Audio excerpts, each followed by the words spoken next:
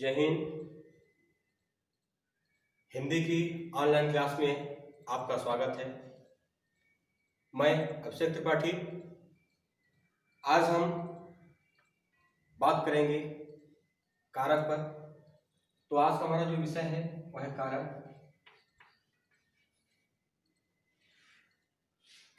कारक क्या है? कारक की जो परिभाषा है, क्रिया के साथ सीधा संबंध रखने वाले विभक्ति युक्त पदों को कारक कहते हैं। ठीक है, क्रिया के साथ संबंध रखने वाले जो विभक्ति युक्त पद हैं इनको कारक कहते हैं। कर्ता, क्रिया, कर्म आप जानते हैं। तो एक उदाहरण हम आपको बता रहे हैं कि सामान्य भाषा आप कह सकते हैं कि वे शब्द, वे चिन्ह जो सीधे कारक से क्रिया से जुड़े होते हैं, ठीक, उसको क्या कहते हैं? कारक कहते हैं। कारक की संख्या होती है 8 संबोधन को लेकर के। ठीक है, कर्ता, कर्म,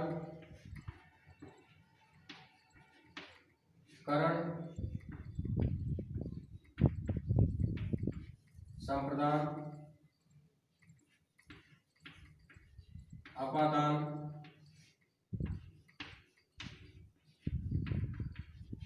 संबंध,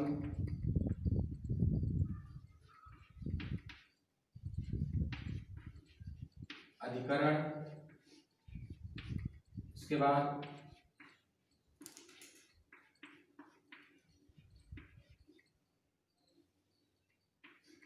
संबोधन।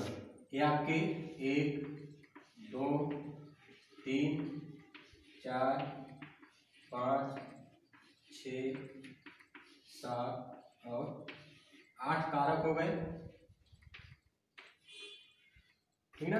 अब हर कारक के, प्रत्येक कारक के अलग चिन्ह है जिसके द्वारा हम चिन्ह के द्वारा पहचान सकते हैं कि यह कारक है। ठीक है, कर्ता ने कर्म को करण से या फिर के द्वारा संप्रदान के लिए, अपादान से, यहाँ पर जो होता है एक अलग के लिए होता है,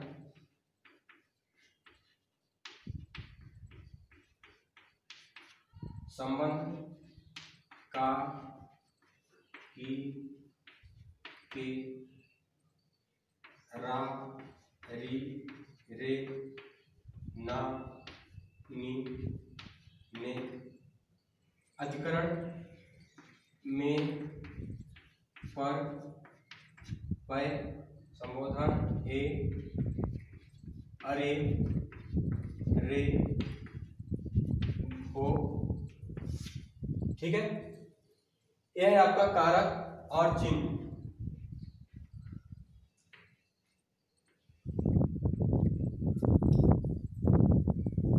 इतना आप पढ़े होंगे पहले। ठीक है, फिर देखते हैं कर्ता ने कर्म को करण से या के द्वारा, संप्रदान के लिए, अपादान से, यहाँ पर जो से है ये अलगाव के लिए भी आपको बताएंगे, संबंध का, की, के, रारी, रे, नानी, ने, अधिकरण में, परपय, संबोधन हे, अरे, हो, रे। इस तरह से आपका हो गया कारक और चिन्ह। इसमें चीज और आपको आता है, संस्कृत में आप पढ़े होंगे, इसके आगे विभक्ति होती है। ठीक है, जहाँ पर गिनती लिखे हैं यहाँ पर होता है प्रथमा, द्वितीय, तृतीया, चतुर्थी, पंचमी, षष्ठी, सप्तमी। ठीक, लेकिन एक बात आप ध्यान देंगे कि जो संबोधन है, ठीक, यहाँ तक आपका सप्तमी आ जाता है। ठीक, सप्तमी यानी प्रथमा माने 1, द्वितीय माने 2, तृतीय माने 3, चतुर्थी माने 4, पंचमी माने 5, षष्ठी माने 6, सप्तमी माने 7 और अष्टमी माने 8। तो यहाँ पर अष्टमी नहीं लिखते हैं। ठीक ना, अष्टमी विभक्ति नहीं होती है। ठीक, विभक्ति 7 होती है और कारक कितने होते हैं? 8 होते हैं। इस बात को आप ध्यान देंगे। तो देखते हैं, क्रिया के साथ सीधा संबंध रखने वाले जो विभक्ति युक्त पद होते हैं उनको क्या बोलते हैं? कारक। ऐसे शब्द जो क्रिया के साथ सीधा संबंध रखते हैं, जैसे अभी देखते हैं इसमें कर्ता ने, जहां पर कर्ता होता है, जरूरी नहीं कि ने चिन्ह हो, है ना। तो कर्ता में क्या होता है, कर्ता कारक होता है, जो कार्य को जो करने वाला होता है वो कौन सा कारक होता है, कर्ता कारक होता है। जैसे मोहन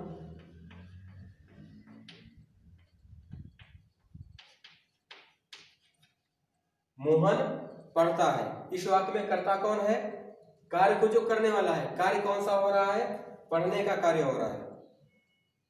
कार्य कौन सा हो रहा है, पढ़ने का, ठीक। अब पढ़ने का कार्य कौन कर रहा है, मोहन कर रहा है, ठीक। तो पढ़ाई का संबंध किससे है, मोहन से है, इसलिए यहाँ पर जो कार्य को करने वाला होता है वो कर्ता। तो मोहन क्या हो गया, कर्ता, ठीक। दूसरा नंबर आता है कर्म कारक।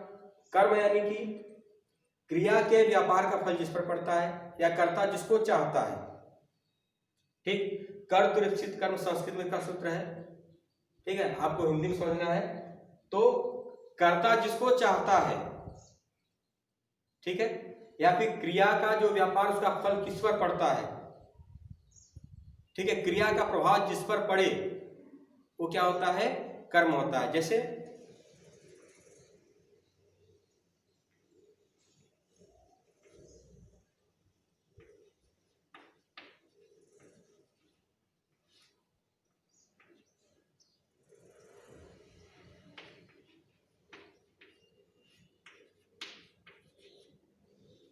वह पुस्तक देखता है, ठीक ना। तो वह पुस्तक, अब देखिए अब सबको अंतिम मिलाएंगे एक साथ। वह पुस्तक देखता है, वह क्या है, पहले देखिए क्रिया क्या हो रही है, इसमें क्रिया हो रही है देखने की, ठीक है, देखना क्रिया हो गई। देखने का कार्य कौन कर रहा है, वह कह रहा है, वह कर रहा है, तो वह क्या हो गया, हमारा कर्ता हो गया, ठीक। लेकिन वह किसको देख रहा है, वह पुस्तक को देख रहा है। तो यहाँ पर को जो है छिपा हुआ है, ठीक है। तो क्या हो गया, वह पुस्तक को देखता है। पुस्तक क्या है, हमारी कर्म, क्योंकि देखने का प्रभाव पुस्तक पर पड़ रहा है। वह पुस्तक को देखता है, तो देखने का प्रभाव किस पर पड़ रहा है, पुस्तक पर पड़ रहा है, इसलिए यहाँ पर क्या हो गया, हमारा पुस्तक कर्म हो गया। करण से के द्वारा, से के द्वारा, से यानी इसमें होता है जहां पर किसी की सहायता से कोई कार्य किया जाए, या फिर क्रिया की सिद्धि में जो वस्तु सहायक है जिसकी सहायता से कार्य किया जाए, ठीक ना, कि वह उससे कार्य करता है। लिखा भले न हो, लेकिन आपको अगर ऐसा लगता है कि उसकी सहायता से कार्य हो रहा है, तो जिसकी सहायता से कार्य होता है वो क्या होता है, करण कारक होता है। जैसे मैं चाक से लिखता हूं, ठीक ना, तो कार्य कौन सा हो रहा है, लिखने का कार्य हो रहा है। कर कौन रहा है, मैं कर रहा हूं, लेकिन किससे कर रहा हूं, चाक से कर रहा हूं, ठीक ना। तो ये जो चाक है, चाक को संस्कृत में श्वेत वर्तिका कहते हैं, ठीक है। तो मैं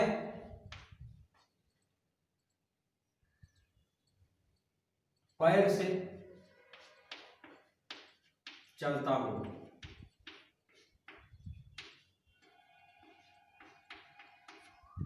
मैं पैर से चलता हूं, ठीक ना। तो कर्ता मैं, क्रिया चलना, ठीक। लेकिन पैर से किससे, किसकी सहायता से, किसी की सहायता ली जा रही है, पैर की, ठीक है। तो अगर कहीं पर किसी की सहायता ली जा रही है, किसी की सहायता से कोई कार्य किया जा रहा है, तो जिसकी सहायता से कार्य होगा वो क्या होगा, करण कारक होगा, तो उसका चिन्ह क्या होता है, से। तो यहाँ पर क्या हो गया, पैर से करण कारक, ठीक ना। इसके बाद संप्रदान के लिए, जहां पर किसी कार्य के लिए, किसी के लिए कोई कार्य किया जाए, के लिए चिन्ह आ जाए, ठीक है। इसमें आप संस्कृत में पढ़ेंगे तो बहुत इसमें है, जैसे नमस्कार के लिए, स्वाहा के लिए, स्वधा के लिए, ठीक, संप्रदान देने के लिए, किसी को कोई वस्तु प्रदान करना है, ठीक है। तो वहां पर कौन सी व्यक्ति होती है, चतुर्थी व्यक्ति होती है, यानी कि संप्रदान कारक होता है। तो हिंदी में आप देखिए कि जहां पर किसी कार्य के लिए कोई कार्य किया जाए, यहाँ पर के लिए का चिन्ह हो, जैसे वह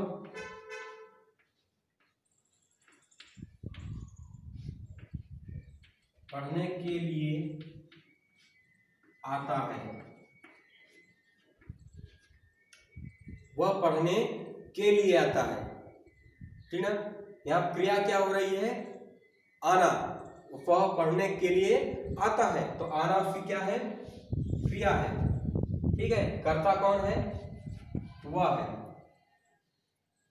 पढ़ने के लिए, किसके लिए, पढ़ने के लिए, ठीक ना। तो यहाँ पर जो पढ़ने के लिए है, के लिए क्या, पढ़ना क्या हो गया, ये हमारा हो गया संप्रदान कारक, ठीक है। जिसके लिए कोई कार्य किया जाए वो क्या होता है, संप्रदान कारक।